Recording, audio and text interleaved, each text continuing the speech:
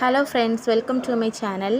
இன்றைக்கி இந்த வீடியோவில் ரொம்பவே சிம்பிளான ஒரு பிரேக்ஃபாஸ்ட் அவல் உப்புமா எப்படி பண்ணுறதுன்னு பார்க்கலாம்.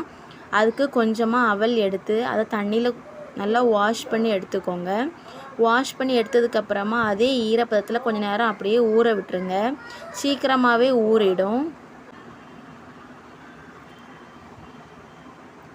அதை அப்படியே ஊற வச்சுட்டு அடுப்பில் ஒரு பேன் வச்சு அதில் கொஞ்சமாக ஆயில் ஊற்றி கடுகு அப்புறமா கருவேப்பிலை போட்டு தாளிச்சிக்கோங்க. அதுக்கப்புறமா கொஞ்சமாக வெங்காயத்தை குட்டி குட்டியாக கட் பண்ணி அதில் சேர்த்துக்கோங்க.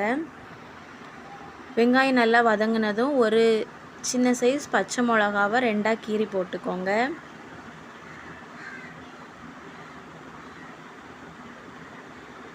அப்புறமா நம்ம ஊற வச்சுருந்த அவல் கொஞ்சம் நல்லாவே ஊறி இருக்கும். அதை இதுக்கு கூட ஆட் பண்ணிக்கோங்க.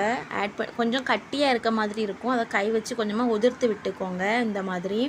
அதுக்கப்புறம் நல்லா கொஞ்சம் நேரம் ஒரு 5 மினிட்ஸ் கொஞ்சம் வேக விடுங்க. சீக்கிரமாகவே வெந்து வந்துடும். ஏன்னா நல்லா ஊற வச்சுருந்தனால.